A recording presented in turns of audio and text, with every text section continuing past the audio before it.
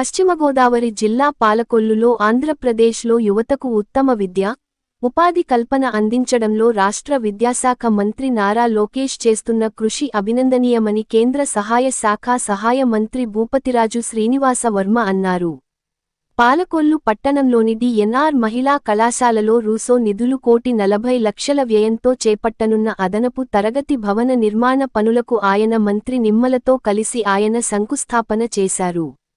ఈ సందర్భంగా వర్మ మీడియాతో మాట్లాడుతూ కేంద్ర సహకారంతో చేపట్టనున్న ఒక అత్యుత్తమ ఇన్స్టిట్యూట్ని కూడా విశాఖలో ఏర్పాటు చేయాలని మంత్రి లోకేష్ కేంద్రాన్ని కోరారని అన్నారు.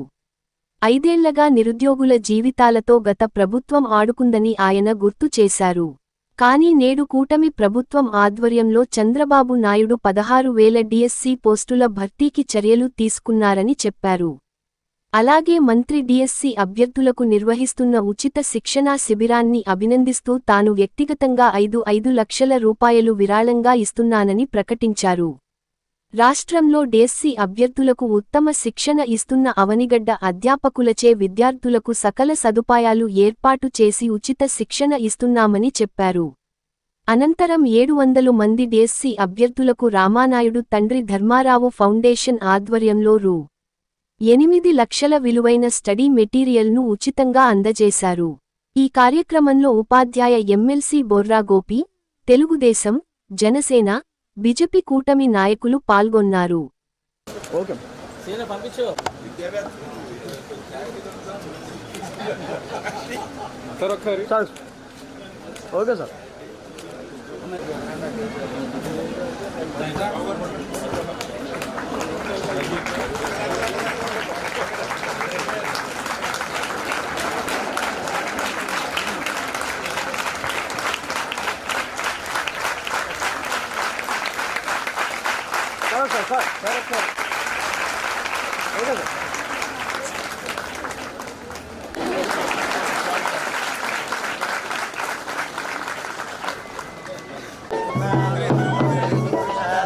సన్మానంలో చేయలేదు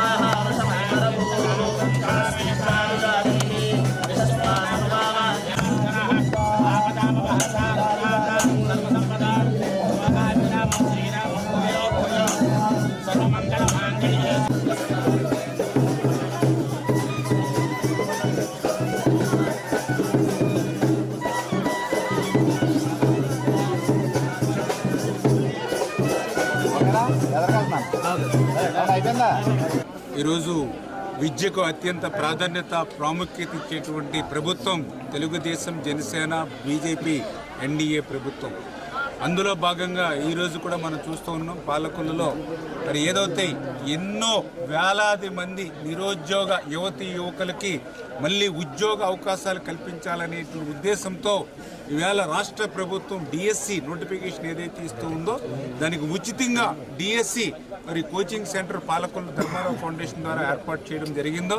గత 40 రోజులుగా జరుగుతున్నటువంటి యొక్క ఉచిత డిఎస్సిలో భాగంగా ఆ యొక్క ఉచితంగానే ఆ స్టడీ మెటీరియల్ కూడా, అది కూడా ప్రఖ్యాతగాంచినటువంటి అవనిగడ్డ స్టడీ మెటీరియల్ కూడా ఈరోజు దగ్గర 8-10 లక్షల రూపాయల విలువ కలిగినటువంటి స్టడీ మెటీరియల్ని ఈరోజు గౌరవ కేంద్ర మంత్రివర్యులు మరి వర్మ గారి యొక్క చేతుల మీదుగా, అదేవిధంగా మరొక మరి మన టీచర్స్ ఎమ్మెల్సీ మూర్తి గారి చేతుల మీదుగా ఈరోజు మరి యొక్క విద్యార్థులకు అందించేటువంటి ప్రక్రియకి ఈరోజు శ్రీకారం చుట్టడం.